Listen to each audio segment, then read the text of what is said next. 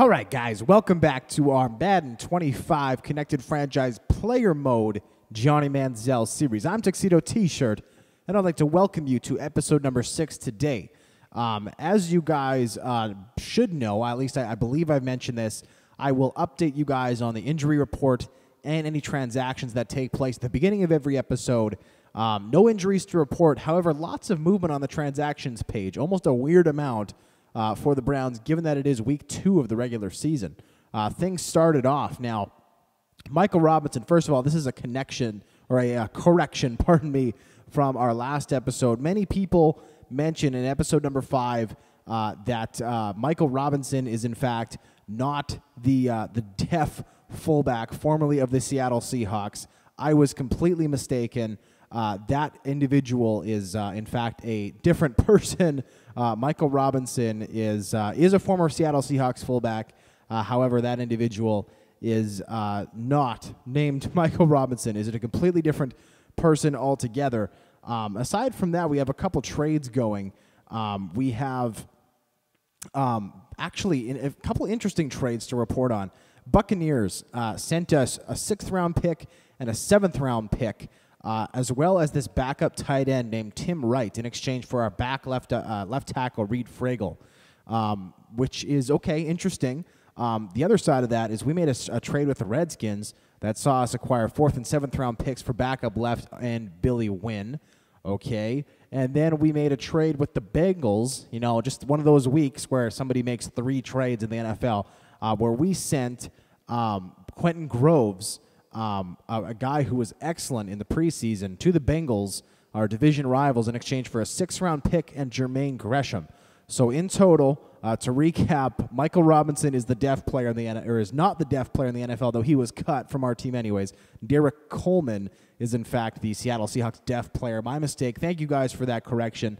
I always appreciate when people correct me in the comment section. If I am wrong, I like to retract statements if I have made a false claim of any type. And then the recap is we bring in 2 tight ends and a boatload of draft picks, sending out Reed Fragel, backup left tackle, Billy Wynn, backup left end, and Quentin Groves, our backup left outside linebacker, freeing up Barkevius Mingo to be the undisputed starter at that spot. We'll see quickly here in the roster section exactly what these tight ends are like, because I honestly have not yet done that. We have, of course, no power to swap tight ends in or out, but we can do that in game to an extent. Now, we have 5 tight ends on the roster, which is ridiculous. Gresham actually 81 overall, and as you can see, the 2 guys we had before, Marquise Gray and Gary Barnidge, not exactly world burners. So Gresham and Wright are the new guys. Gresham and Wright, both decent speed and size, 6'5", 6'4", respectively, 83, 82 speed for the both of them. Actually, very nice strength on Gresham as well, 75. Their agility nice, acceleration nice, particularly from Wright with 87. Wright, a younger guy, 6'4", 220, 1 year of experience with the Bucks, I believe he was with. I think that's the trade that came over. Catching ability on them both is decent. Awareness needs some work, but that's all right. Route running, particularly from Tim Wright, needs some work. Catching in traffic with Gresham, very nice. With Wright, not so much. But the bottom line here is we now have 3 tight ends who can catch. Obviously, the undisputed starter is Jordan Cameron. But we have 3 guys who can get out in the flat and make plays. Before this, we obviously had Jordan Cameron, who's one of the NFL's best. But following that, Marquise Gray, decent but not great. And Gary Barnidge, who is more a blocking tight end than anything else. So all of a sudden, we're very deep at the tight end spot, which, hey, given that we're the quarterback of this team, is phenomenal. Also, thank you guys so much for the kind messages. Last episode number 5, was late.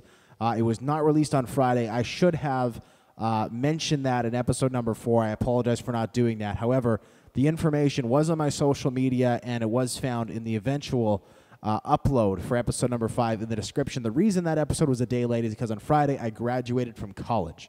So I was just out all day, unable to upload the episode. So I thank you guys so much for your kind words. Those of you who sent me a message saying, you know, congrats on your graduation. That is awesome. I'm so happy to get the support from you guys, and I promise that there won't be any other late episodes, barring technical difficulties. Again, as I've shared, I really am in need of a new machine in which to or with which to process my videos and all that. So every once in a while, I run into a technical gaffe. However, with that being said, it's very rare that I don't get an episode up in time for whatever day it's supposed to be released. So when that happens, I just ask you guys to show me patience and to be kind. There, Jordan Cameron over the middle, 18 yards on the post route, just gets separated from the football. Strong safety coming up to pop him, and that's too bad because now we're going to have to look to convert on 3rd and 10. If we're unable to do so, that could be a problem. This is interesting. Gordon, Holmes, and Hawkins are the 3 wide receivers. Don't know why we're not seeing Nate Burleson. Again, I've checked the injury report. Nothing there. However, Andrew Hawkins, and Andrew Hawkins makes the catch almost at the exact same yard line as Jordan Cameron. He gets popped, drops the football as well. So 2 plays, 2 drops. The Browns moving to a max protection punt set here with the punt block coming from the practice team. Mesko gets it off. It comes down to the 33-yard line.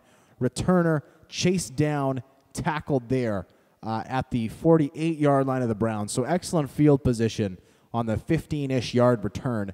And practice team turns it into a touchdown. And so we drop 2 footballs in a row, and we pay the price. Touchdown there for the practice team. They now lead at 14-7. Browns playing from behind at this point. Santonio Holmes goes up, clears out for Hawkins, who's open in the flat, and there he makes a catch, 17 yards, about 7 after the catch, which is great. Anytime you can use an athletic receiver like Hawkins to get yards after the catch, you are going to have excellent things happen for your squad. So that is wonderful, him able to make the most out of there. Jordan Cameron, for the 2nd consecutive time, runs the post route, makes the catch, promptly drops it when he's separated from the football. That is disgusting. 4 offensive plays so far, 4 good throws from Johnny Football, 3 drops. That's embarrassing. Let's go ahead here. Let's keep it really simple for our guys. Maybe they're getting cocky because we scorched the Miami Dolphins last week. Here we flip it over the top to Ben Tate. He gets excellent blocking. All he had to do is pop it out, take it to the sideline. There instead, he keeps too close to the defender. Defender shakes off the blocker, and that goes for a gain of just 6. Still a nice gain. Would have been nice to have a little more on that, though. Here goes Josh Gordon to the outside. He makes a catch, pops one defender. I love it. Josh Gordon, one of those great receivers, one of those great offensive players who with just one smack of the hand can almost turn into the aggressor. It's his job to get popped while the defender comes up to make the play. He doesn't wait for the defender. He seeks out the contact, and that's great. We check down to Tate underneath, and he makes the most of that one. Turns it upfield, puts his head down, 15 yards over the middle. That is our final play before the 2-minute warning.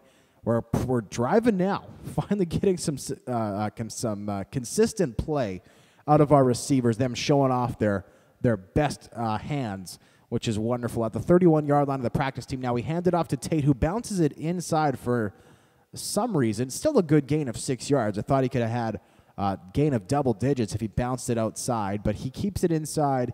6 yards, still a fairly decent gain. We're going to let this clock run just a little bit because, of course, we need to keep this clock moving down in case the practice team wants to take another crack at our defense before this one's all said and done. We want to limit the amount of time they have for that.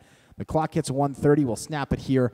Over the middle, we'll get the number 1 option receiver, Santonio Holmes, on the slant route, 13 yards down to the 12-yard line. We'll still let this clock run. We'll look to run it on first down. What I love about Holmes getting tackled at the 12-yard line is we are now in the red zone. However, we can still get a first down without scoring a touchdown, which is crucial if we want to kill as much time as I'm hoping to kill. Tate, again, bounces it inside. Thought he should have taken it outside there, just 2 yards, which is a shame. Probably could have had, I think, at least 6 if he'd taken it around the outside, maybe more, who knows. We'll look to go to the air here, a couple short options. Gordon and Holmes, I'm going to have them running the zig routes just to keep them from heading to the interior side of the field. I'd like to keep it going outside here away from the middle of the field that usually gets pretty congested on plays like this. Defense blitzes. Cameron turns it upfield. He scores. Jordan Cameron makes up for 2 drops on the zig route, and that is something that a tight end of his athleticism can do. Turns it upfield, and that's wonderful. The best part here is that the practice team gets the ball at the start of overtime in practice, 3 and out. So with 4 minutes and 17 seconds, all we have to do is align ourselves now to score a touchdown or get a field goal, any type of score really, and we're gold. We'll get Presley releasing. Holmes is going to get one-on-one coverage with the corner. I'd love to throw it up to him if we can. And Johnny Manziel is going to do that. Jump ball here. Holmes gets behind the defender, intercepted. We roll the dice there, looking to end the practice, seeing if Holmes can best his defender. The reality is he can't. Fortunately for us, we know. Oh, we get the ball back? Yes, we did. We win. No, we don't. Yes, we do win on an interception. All right. Well, good for us. We get a pick down at the practice team's 30-yard line. Next play, Billy Cundiff puts it up in the air. That's a coach's decision, so we actually don't get back on the field after the interception. Still win. So, hey, call it lucky there. But that practice, we roll the dice. Does not pay off. Probably not something we'd do in a game unless we were desperate. However, sometimes I feel like it's a good thing to put your wide receivers, your playmakers in a situation where they have the opportunity to go up and get that ball. And that time didn't work, but maybe next time it will. Who knows? So here we go. We go into the game. Browns at Ravens. Divisional game. Ravens at 0-1. It would be wonderful to come away from this game with a win. Just light them up and bury them in the standings, because as anyone who even remotely follows the NFL knows, it's kind of a perennial thing for the Ravens to bury the Browns in the standings in the first month of the season. Them along with the Steelers, and in recent years the Bengals as well. Browns in a very tough division in the NFC, or probably the AFC North. It would be wonderful, absolutely wonderful, for us to make a play early on in the season, just a huge power move, going into Baltimore, taking a game there, and going up with a 2-game lead in the standings. That would be so wonderful. We'll start off this game by quickly going through the roster for the Ravens after the depth chart, just to get you guys a chance to familiarize yourself with that roster. Obviously, that roster mostly intact from this past NFL season. However, some notable rookies on that squad, some changes that have been made that are different from the real-life Ravens. We'll start off by kicking this one. We win the toss, which is phenomenal. Ravens are going to take they're not taking the win in the first, which is great for us. That means we get the win in the fourth quarter if we have to kick some type of game-winning field goal. So there we go. Ravens start off this one going 3 and out, and that will mean that we take the field. Johnny Manziel taking the field. Browns' defense has been absolutely phenomenal so far this season, and they keep that up today. Joe Flacco, obviously the starting quarterback of these Baltimore Ravens. Ray Rice, the starting quarterback. Justin Forsett, the former Jacksonville Jaguar, backing him up there. Fullback Kyle Juszczyk. I think that's how you say that name, though it's probably wrong. Wide receiver Steve Smith Sr. Did not know that he was Steve Smith Sr., but he has Senior at the back of his name. So Steve Smith, the top wide receiver on this squad, coming over, of course, from the Carolina Panthers. Torrey Smith, Jacoby Jones, Deontay Thompson, rounding out a very nice group of wide receivers. Tight end Owen Daniels coming over from the Houston Texans in free agency. Dennis Pitta, both guys who can make a play. A lot of diversity for there. Eugene Monroe, the former Jacksonville Jaguar, their starting left tackle, left guard. Kelechi Osmili, interesting name. Jeremy Suda. These guys are testing me early with these names. The starting center, right guard, Marshall Yanda, veteran, one of the best in the biz. Right tackle, Ricky Wagner, second-year man, taking over for the departed Blindside, a.k.a. Michael Orr, who signed in Tennessee this offseason. Corey Redding and Chris Canty, the defensive ends, and Haloni Nagata, the starting nose tackle, one of the best in the biz in the 3-4 industry. Terrell Suggs, fortunately for us, out in this one.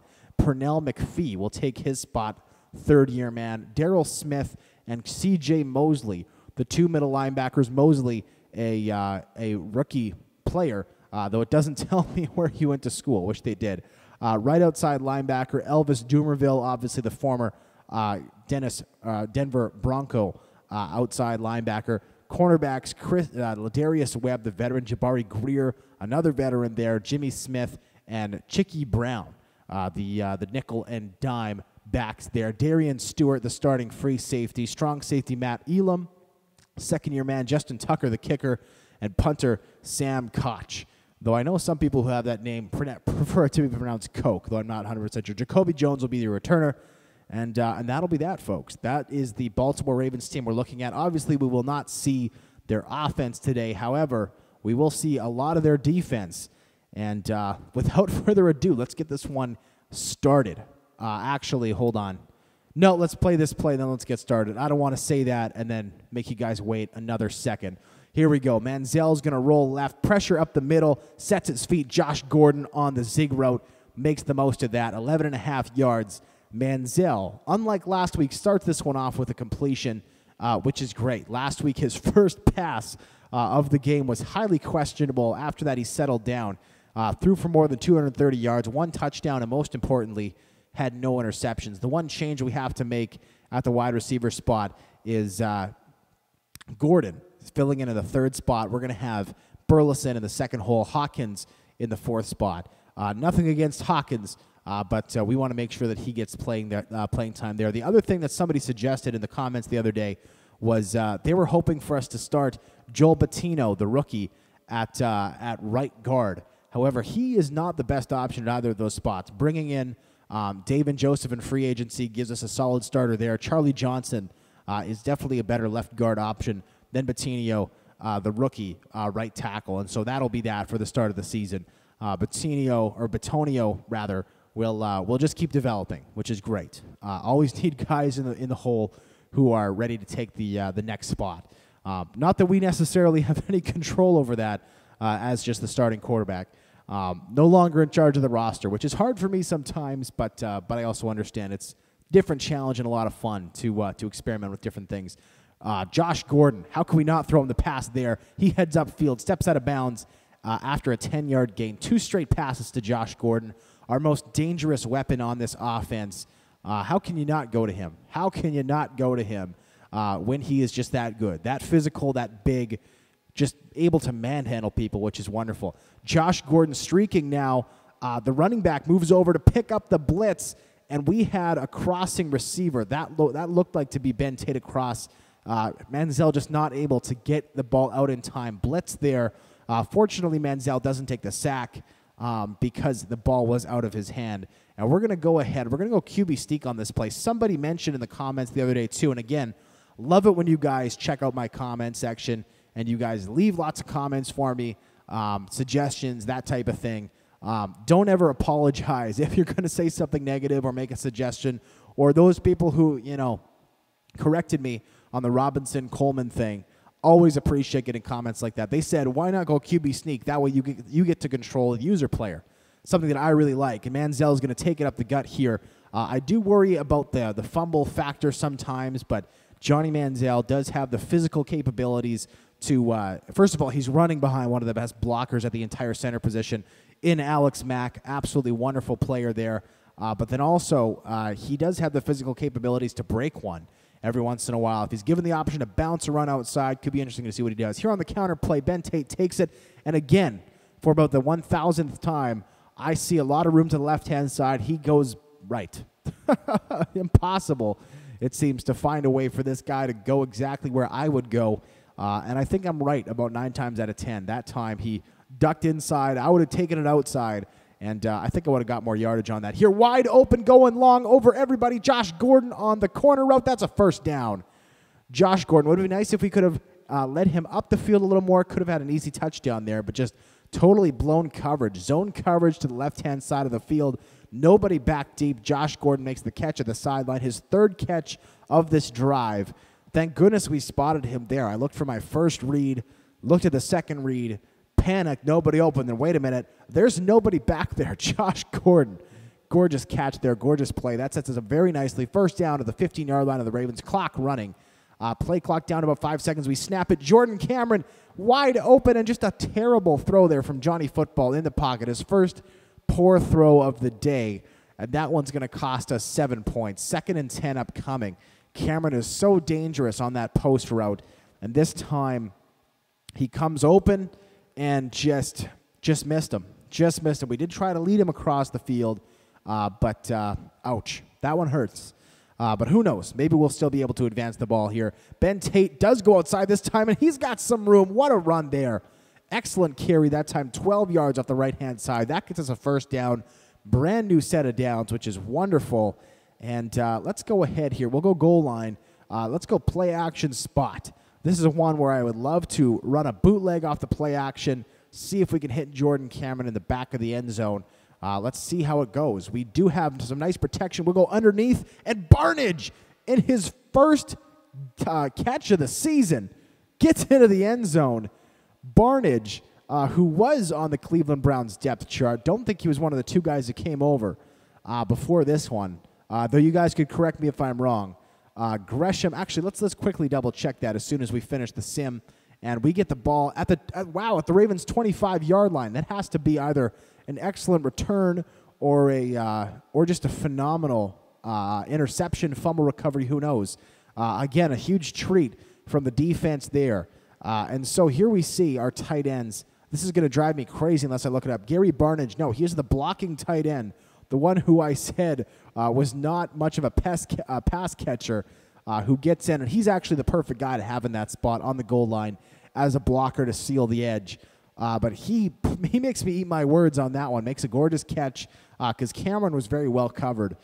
Barnage there. And that is Johnny Manziel's second career touchdown pass. He got his first last week. It's his second this week. And that is excellent. Barnage in again, another 3 tight end set. Manziel, play action. He's going to roll left, and he's got some room. He outruns the defensive end. Cameron gets up, throws a block. Manziel, and he gets popped. Manziel, for the second time in this series, I definitely hit the slide button with enough time when I ducked back into the field of play, simultaneously turned and hit the square button for him to duck the hell down because, my goodness, he was going to take a hellacious shot. He did. We're lucky he held on to the football there. But a nice carry, 15 yards, getting up to the 10-yard line. And for the second straight time in just over 2 minutes, the Browns find themselves in the red zone, pressing, looking to score here. Jordan Cameron working backwards. We're going to have to dump this one off to Dion Lewis. Nice job by him turning the ball up 5 yards. 2nd and 5. We can get a first down with getting a touchdown, but that yard marker may as well be on the goal line. Very, very difficult it would be to get it there for a first without scoring a touchdown. We're going to go to the strong formation here. I'm looking to throw a screen pass. This is one that will allow us to roll right, maybe hit Cameron, maybe run it in if we can, or look to throw it back. And we will throw it back, and Tate is going to try and turn it up. No, he's tackled right away. 3-yard loss on that one. Just we didn't have either option available. Some guys broke through. Some defenders were able to get through the set of blocks there, and Tate, though he had guys on the backside, just wasn't able to get around. And that will bring the first quarter to a close. Very, very successful first quarter. We are in prime shape right now to score on this 3rd and 8 play upcoming. If we are unsuccessful in scoring a touchdown, we should at the very least get a field goal, which would be a nice consolation. That would be very nice to get a touchdown here. And we will we'll see. So up by a minimum, barring a turnover of some type, we should be up by a minimum of 10 points following this play. Who knows? Maybe we could even be up by a score of 14, which would be very, very nice indeed. Let's get Cameron Lewis clearing out. I love getting Holmes just over the goal line. And let's get Tate actually swinging in as well. Let's get him outright. That'd be very nice. Just getting all that motion left to right with Manziel rolling out. And we're going to dump it off to Tate. He should get a block there. And Tate, can he get to the goal line? No, he can't. We throw it there. Dion Lewis serving almost as the lead blocker on that play with the two of them running the same route. And a bit of a creative setup there, which I really liked. Excellent block from Cameron at the point of attack. Lewis didn't quite throw the block, which gets us 4th and 1 at the 1-yard line. And you know what, folks? With it being the way it's going, why not run the QB sneak? This is a 1-yard play, and Haloti Ngata is one of the best nose tackles in the game. However, Manziel, why not? This is a risky play, but we're in enemy territory. We got a chance to bury him right here by 2 scores. Let's take it. Play clock running with 3 seconds. Here we go. Manziel up and over. Touchdown. Bounds. What a run there. Manziel just up and over behind Alex Mack. And in the battle of one of the best centers against one of the best nose tackles in the league, that one is won by the Browns' Alex Mack. Touchback on the punt there. Browns defense having another excellent game. This is their third stop of the day, and with 5:12 left in the second quarter, Browns take over. We'll start off by handing it off out of the shotgun. A botched block there by our right tackle, Corey Redding, making the stop 2 yards behind the line of scrimmage. Redding, a very good defensive end in his own right. However, disappointing play there from our starting right tackle. We'll go to the shotgun again, which is where we run most of our offense. And we'll look to get Jordan Cameron in, though, and he drops it. Hit his hands. He was open, was certainly in stride there. Had the huge height advantage on the defender. Looked to be the free safety picking him up. And unfortunately for us, he was not able to hold on to that football. Manziel just floating that one over and in, but Cameron unable to bring it down. Too bad.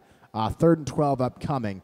Manziel rolls right away from the pressure. He looks for Josh Gordon coming back to the football. He makes the catch. Tackled by number 24, but not before he makes the first down reception. Josh Gordon, again, our most consistent receiver. He leads the team in receiving yards through our season so far, which is phenomenal. Another nice catch there. 4 on the day. Tate bounces this one back, finds a bit of a hole. McPhee replacing the injured Terrell Suggs, the longtime leader of this Ravens defense following the retirement of Ray Lewis, makes the stop. 4 yards there. Decent carry. And we're quickly going to bounce this play around. We'll get Holmes running the fly. I'd love to try and hit Holmes if we can. We go with the play action. Manziel going to take off here, and he's just going to head out of bounds. Very nice carry there of 12 yards off the left-hand side.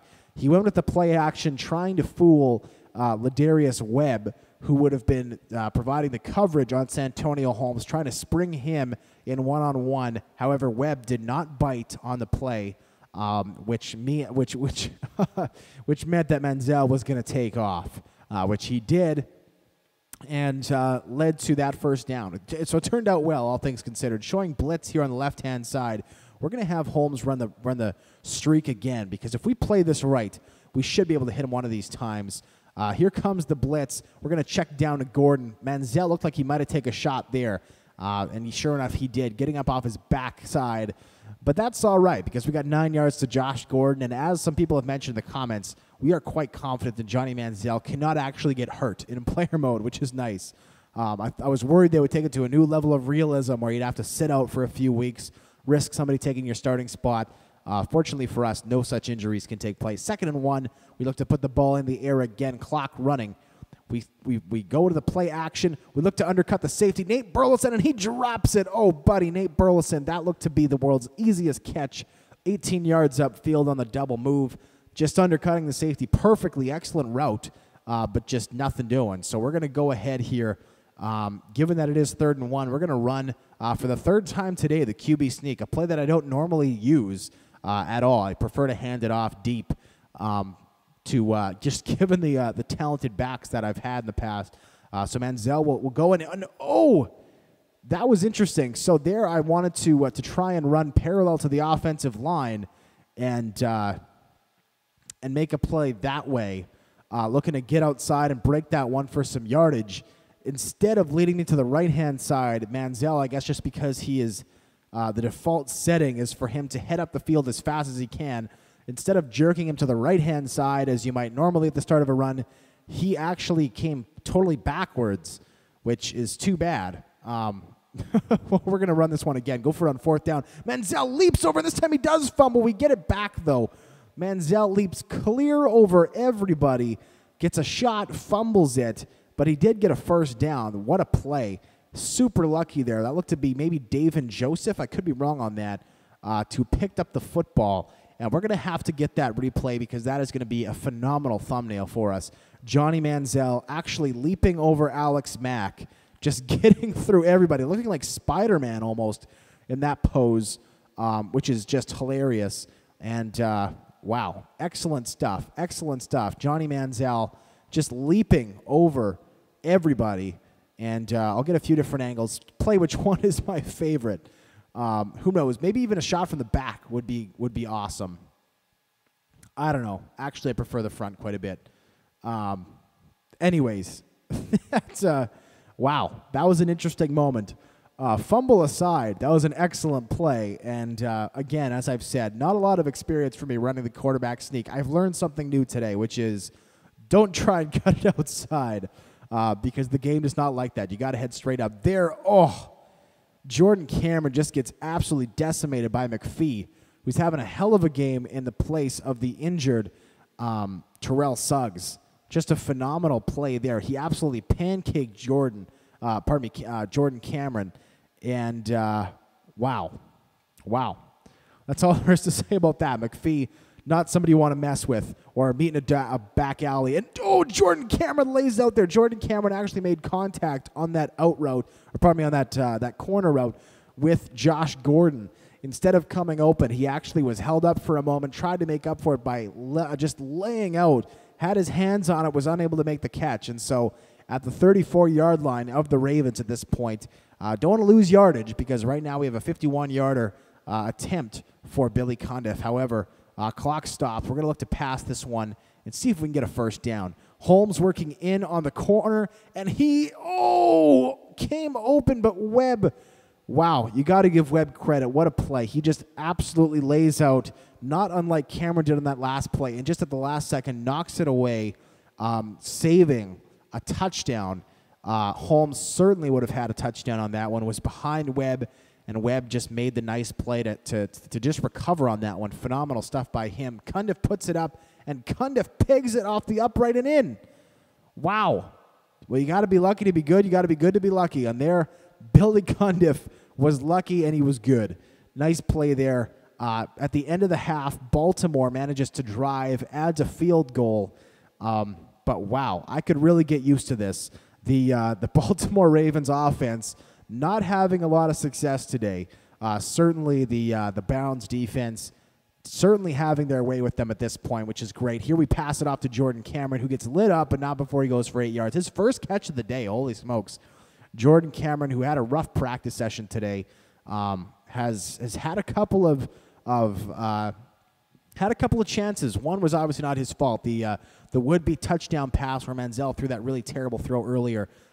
There you go. Tate goes over the 40-yard line, won't go down, finally brought down 7 yards off the left-hand side for him. Nice game for Tate, all things considered. But back to Cameron, there was the one play where he did come open. Should have been a touchdown. Manziel just missed him. Aside from that, though, he has struggled just a little bit, had some opportunities to make plays and have missed them. Though, that again, the last play where we looked to him, where he rubbed off on Holmes en route to the ball, again, probably not his fault. This time he comes open again, though, on the out route, turns it upfield, tackled by McPhee, who's everywhere today, but not before he goes for 10 yards. So you see Johnny Manziel's numbers. Almost two-thirds of his passes have been completed. He's over 100 yards. He's got a touchdown and no picks. And most importantly, again, the no picks, no turnovers part of his game is what's impressed me the most. It's hard not to turn the ball over in all Madden when you don't have any ability to control your receivers. But he's done very well so far, and I think we're doing a nice job of throwing a lot of safe routes, especially at the early part of his career here, where we're trying to build player confidence. We're trying to keep the sticks moving, trying to make use of all our targets. I think it's good so far, and it's shown on the scoreboard.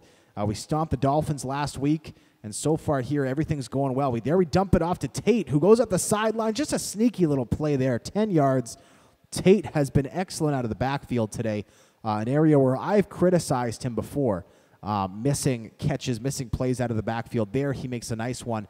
Cameron is checked out of the game. Gresham in now at the slot spot, normally reserved for the tight end, and he's going to run a zig route for us, heading out there on the right-hand side. We're going to take off with Manziel. Does he get the block? No, he doesn't. Manziel fumbles the ball again, this time out of bounds. Gresham should have had that block, did not. Manziel, 11 yards up the right-hand side, showing again what a threat he can be with his legs. Regrettable that he fumbled the ball. It's his second fumble of the day. That one not dangerous at all because the ball immediately rolled out of bounds.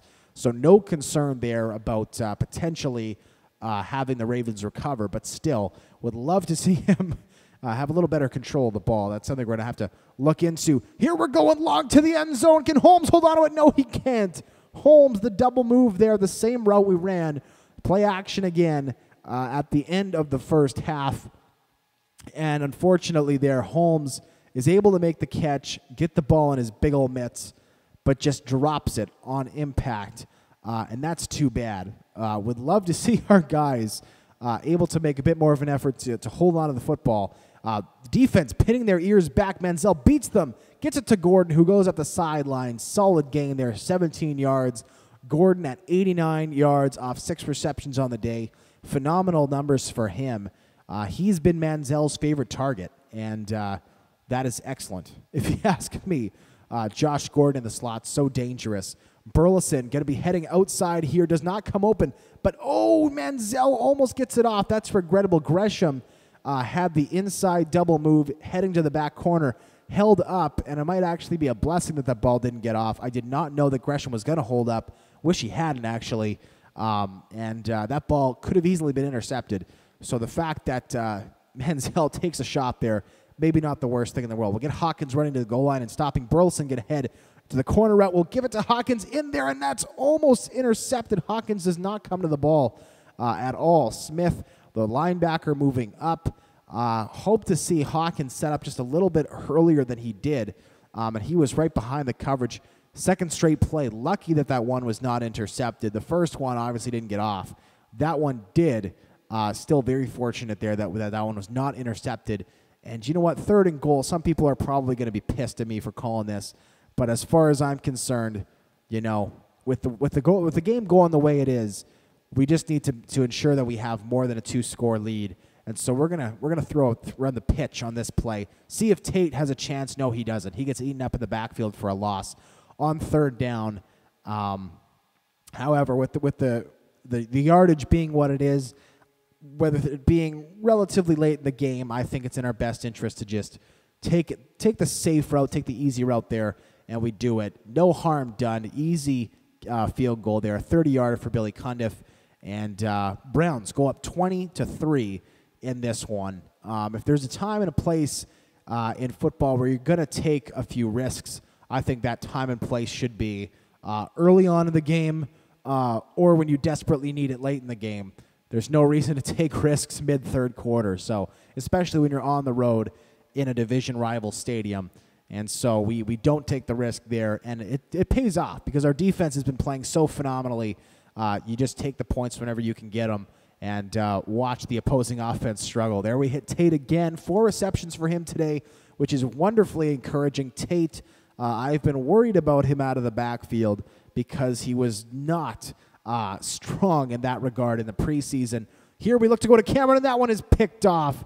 Manziel underthrows that one. First interception of his career.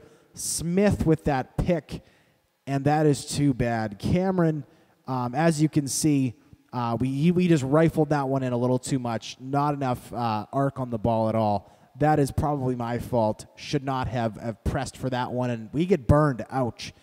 That interception leads to the Ravens' first really good drive of the day and a touchdown.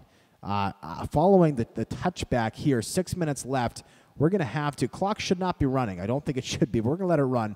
That's perfectly fine. We're going to have to play it safe here. Fortunately for us, still a double-digit lead, which means that we don't have to score on this drive. We just have to take lots of time off the clock, and that's going to mean lots of short routes just like this. Josh Gordon makes the catch. He's up for 15, 20 yards up the sideline, 18 at the end, and Josh Gordon is over 100 yards on the day. Most of his receptions coming in those just short little routes, out route zigs out of the slot. Haven't really hit him in stride all day, but that has not mattered.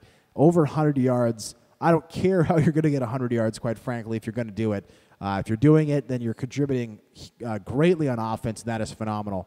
Gordon's so dominant in the slot. Here we'll hand it off on 1st and 10. Tate takes it up the right-hand side. Excellent run. 7 yards there. Tate, 9 rushes, 30 yards on the day. We'll keep him very involved in this last quarter, looking to run as much time off the clock as possible. We'll look to the split formation here, And if we like what we have, or if we like the defensive setup here off tackle, left to right, then we'll run it. If not, I think we'll option out. I think we're going to option out. They're stacking the box, and this misdirection play I don't think is going to end well. Even the free safety pinching up. We'll send Burleson on the fly route just in case he can get there. We'll send Holmes as well. Sure enough, the safety comes in on the blitz. Manziel stands in. He looks for Burleson, who's got a step. Nate Burleson can't get there. Just overthrown slightly. Ouch. Ravens take a huge risk, send everybody. Blitz is picked up admirably. Got to give credit to this Browns offensive line. Did a phenomenal job of picking it up. And unfortunately, Manziel he flicked that ball and sent it rocketing. But, man, just one step ahead of Burleson. Fortunately for us, Cameron, on the following play, runs the quick drag route just across right to left. Makes the catch, turns it up for a modest gain, but most importantly, converts on 3rd and 3. And that keeps the clock running. It'll get us down to below the 4-minute mark in the game. And again, with a double-digit lead, with us driving here, good mix of pass and run, I am very confident that this is going to end well, provided we're able to keep this up. Under 4 minutes now, we look to hand it off. I formation, Tate gets picked up almost immediately by McPhee and company. That goes for just 1 yard. Does, however, keep the clock running, which is the most important thing. We'll look here to go pass, but do so in such a way that should keep this clock running. We'll get Cameron running the quick out route and a screen headed the opposite way. Once this clock hits the 3:20 mark, we'll snap it. Here we go, 3:21, 3:20. We snap it. Manziel rolls right. He's going to take off, and he's just going to slide. He finally actually slides there 5 yards. As far as I'm concerned, if you can run for the 5-yard gain there, keep the clock running, no need to risk throwing it back on the screen pass. And 3rd and 4, this is a tough one. A part of me wants to send this one in the air. Part of me wants to run it on the ground. At the 39-yard line, this is also that awkward space where we're not quite in field goal range, but one more first down should get us there. We'll wait for this play clock to almost completely run out.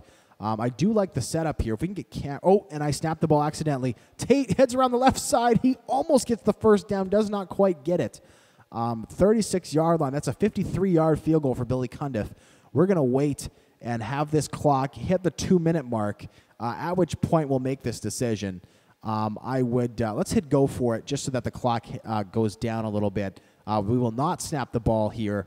We will wait for the clock to extinguish, at which point we will make our decision. On the one hand, I'm tempted to go QB sneak again. On the other, I'm tempted to just let Cundiff have it. Even if he misses at this point of the game, barring some type of onside kick scenario, we should still get the ball back and be able to run this one out. And if he makes it, then, hey, we're forcing him to get 2 touchdowns. I say we go for it.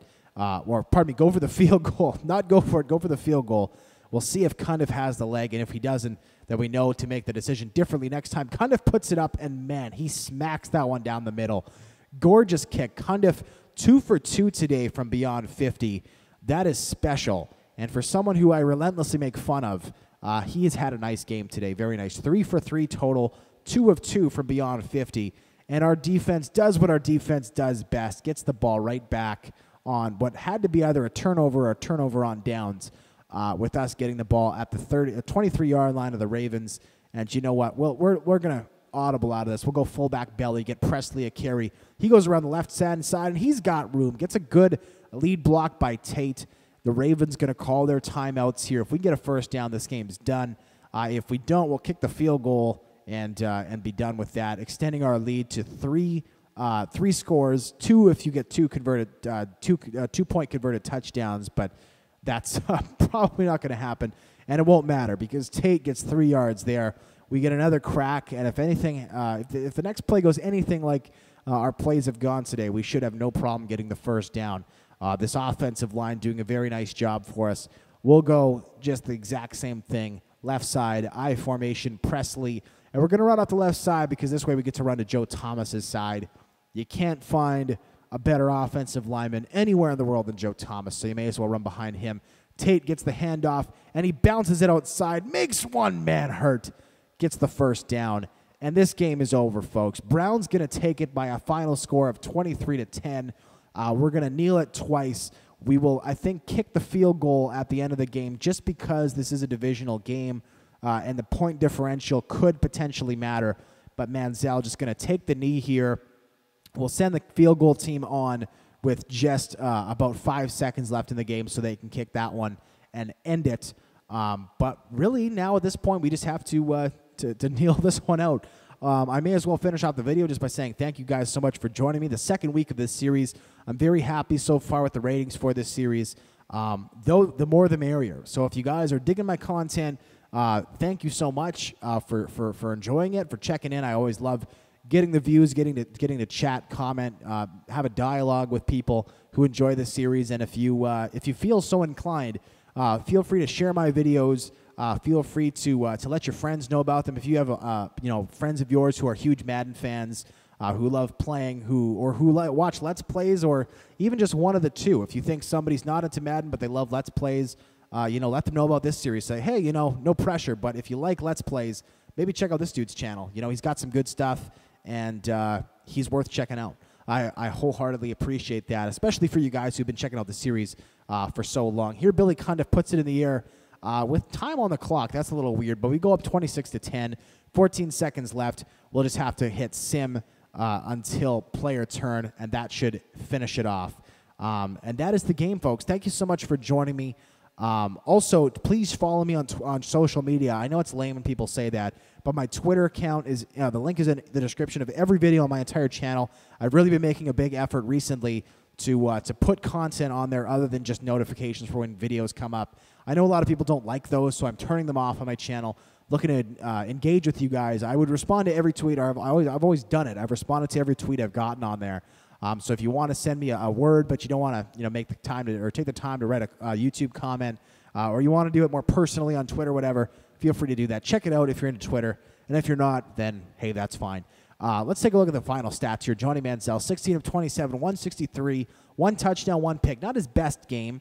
Certainly a step back from last week, but he's playing a tougher defense this week, and still got the win. With the early lead, we played conservative down the stretch. Joe Flacco, 16 of 31, 150, no touchdowns, 1 pick.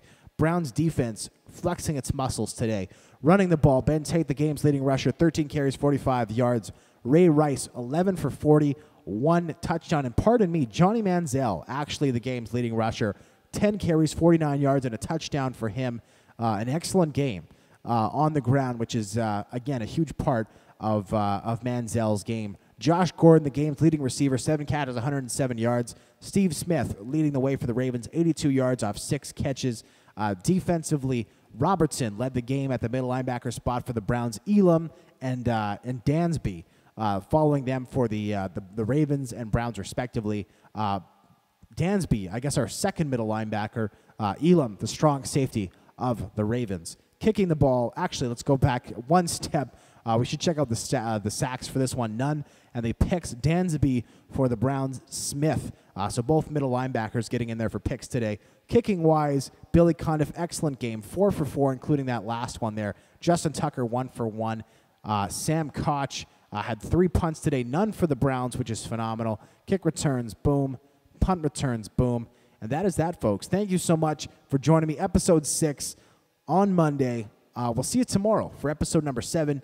Where our Browns put their 2-0 record on the line against whoever it is we're going to face. So until then, thank you so much for joining me. I am Tuxedo T-Shirt, and I'm out.